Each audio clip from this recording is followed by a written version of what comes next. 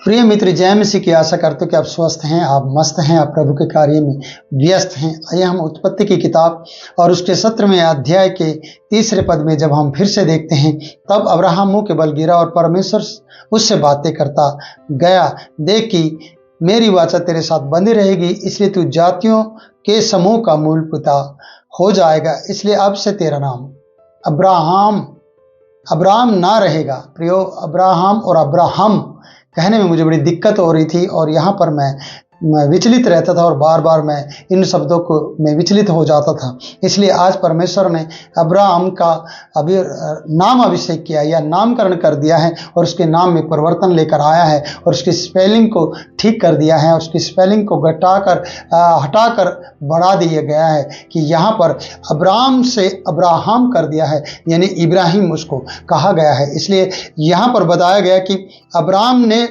रहेगा, आपसे तेरा नाम अब्राहम ना रहेगा क्योंकि तू उच्च पिता है, परंतु तेरा नाम अब्राहम होगा क्योंकि मैंने तुझे जातियों के समूह का मूल पिता ठहरा दिया है। बहुत सी जातियों का, बहुतों का पिता तुझे बना दिया है। अब्राहम इसका नाम रख दिया गया है। नाम में परिवर्तन लेकर आया है परमेश्वर, किसके?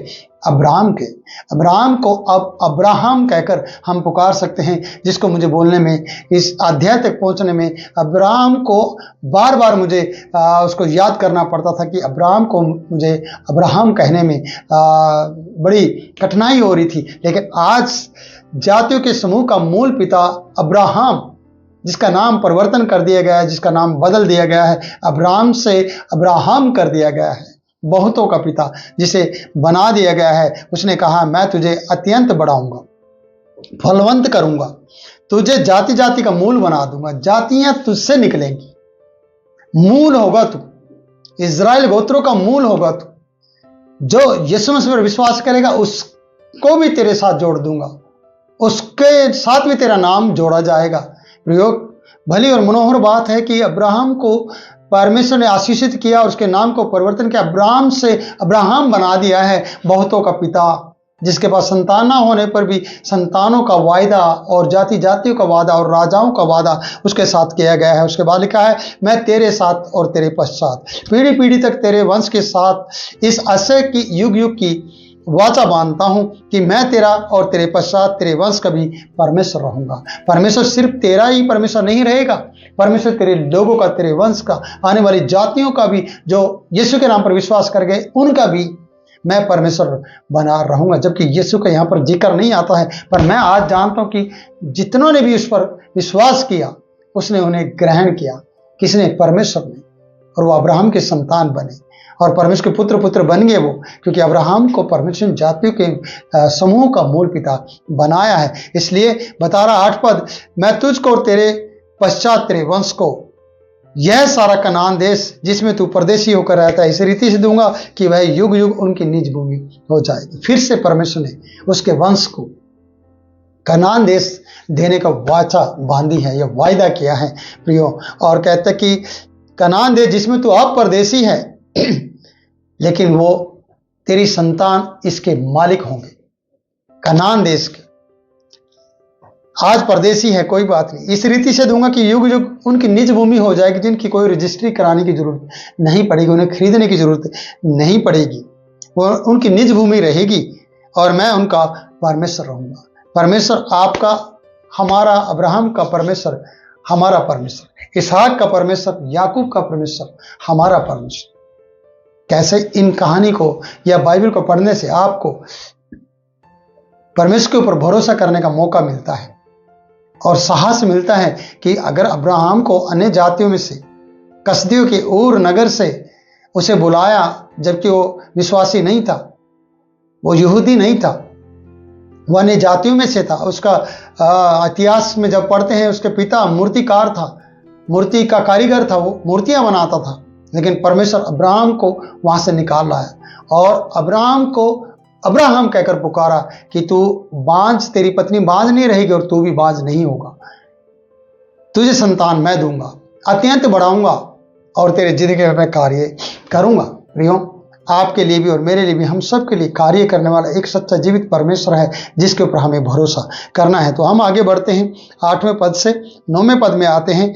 फिर परमेश्वर ने अब्राहम से कहा, तू भी मेरे साथ वाचा बांधी हुई वाचा का पालन करना, तू भी मेरे साथ बांधी हुई वाचा का पालन करना। जो मैंने तेरे साथ वाचा बांधी है उस बांधी हुई वाचा का पालन करना अब्राहम से परमेश्वर ने कहा। यह सच है प्रियो, अगर परमेश्वर ने आपके साथ कुछ वायदे किए हैं, कुछ देने के आपको कहा है, तो आपको भी बड़ी ईमानदारी से उसकी वाचा पे विश्वास करते हुए, उसके वायदे पर विश्वास करते उस वाचा को बांधना होगा और उसको पूरा करना होगा। जैसे कि बांधी हुई वाचा का पालन करना था किसको? अब्राहम को। तू और तेरे पश्चात तेरा वंश भी अपनी पीढ़ी पीढ़ी तक उसका पालन करेगा। हमारे बेटे बेटियां, हमारे बच्चे आज उन बातों का पालन नहीं कर रहे हैं। शायद आप कर रहे होंगे, आप परमेश्वर के आराधनालय में आ रहे होंगे या बाइबल पढ़ रहे होंगे, प्रार्थना कर रहे होंगे। क्या आपका बच्चा कुछ समय बैठकर घुटने पर आकर प्रार्थना करता है या नहीं करता है? जबकि अब्राहम को परमेश्वर ने संतान नहीं दी, उसके साथ सिर्फ वादा किया, लेकिन आपको परमेश्वर ने संतानें दी हैं। आपके बेटा बेटियां हैं, बच्चे हैं, लेकिन क्या वो घुटने टेक कर प्रार्थना कर रहे हैं? क्या वो परमेश्वर ने जो आपके साथ वाचा बांधी उनका पालन कर रहे हैं? जैसे कि यहाँ पर बताया गया है कि मेरी बांधी हुई वाचा का तू पालन करना और तेरे पश्चात तेरा वंश भी पीढ़ी पीढ़ी दर अपनी अपनी पीढ़ी दर उसका पालन करे, किसका? बांधी हुई वाचा का। इसलिए 10 पद कहता है कि मेरे साथ बांधी हुई वाचा जिसका पालन तुझे और तेरे पश्चात तेरे वंश को करना पड़ेगा, वह यह है, मैंने तुम में से एक एक पुरुष खतना करा लेना, जो वाचा मेरे और तेरे बीच में है उसका यही चिन्ह होगा। खतना प्रियो उर्दू में कहते हैं सुन्नत। सुन्नत का मतलब है प्रियो कि खतना, कि खलड़ी का खतना किया जाए। मैं कहता हूं कि अब्राहम एक उन्नत पिता था और उन्नत पिता की सुन्नत हुई और उसकी संतानों की सुन्नत की गई। उन्नत पिता को हम देखते कि परमेश्वर ने उसे उन्नत किया है, अब्राहम को, और अब्राहम को बढ़ाया है, और आज परमेश्वर ने अपनी वाचा बांधी है एक सुन्नत के रूप में कि उसकी सुन्नत की जाए या उसका खतना किया जाए। प्रियो, खतना उसकी खलड़ी का ये दिखाता है कि परमेश्वर के साथ उसने वाचा बांधी, और परमेश्वर ने जो वाचा बांधी है वो दोनों को दिखाती है कि ये दोनों एक दूसरे की वाचा में बांधे गए हैं। इसलिए यहाँ उन्नत पिता, जिसको मैं अब्राहम को उन्नत पिता कहता हूँ क्योंकि वो उन्नत करता चला गया, वो उन्नति में बढ़ता चला गया, और वो आगे जब हम अगले अध्याय में देखेंगे तो प्रियो लोग उससे डरते थे। मलकीसेदेक उससे डरता था, एलीमेलेक उससे डरता था, उसके पुत्र इसहाक से भी वो डरता रहा है। उन बातों को मैं करूंगा अगले अध्याय में, जब हम अगले अध्याय में चले जाएंगे। तो प्रियो, हम यहाँ पर ये कहते हैं कि वो उन्नत पिता है, वो दिन प्रतिदिन बढ़ता जा रहा है और परमेश्वर से और बढ़ाना चाहता है। इसलिए आज उसे परमेश्वर ने वाचा बांधी कि तू मेरी वाचा के साथ तू भी पालना करना, और मैं उन्नत पिता को एक सुन्नत करने के लिए वाचा बांधता हूं कि वो मेरे इस वाचा का पालन करेगा। इसलिए यहां पर लिखा है, मेरे साथ बांधी हुई वाचा जिसका पालन तुझे करना और तेरे पश्चात तेरे वंश को करना पड़ेगा, वह यह है कि तुम में से एक एक पुरुष का सुन्नत हो, तभी तुम उन्नत हो सकते हो। प्रियो, खतना करना है, ये मैं कहना चाहता हूं। ये मैंने शब्दों का मिलान किया है, बस इतना है। बाकी आप इस पर कोई भी ज्यादा वाद विवाद ना करें, क्योंकि उन्नत और सुन्नत मिलता जुलता शब्द है, इसलिए मैंने इसका इस्तेमाल किया है।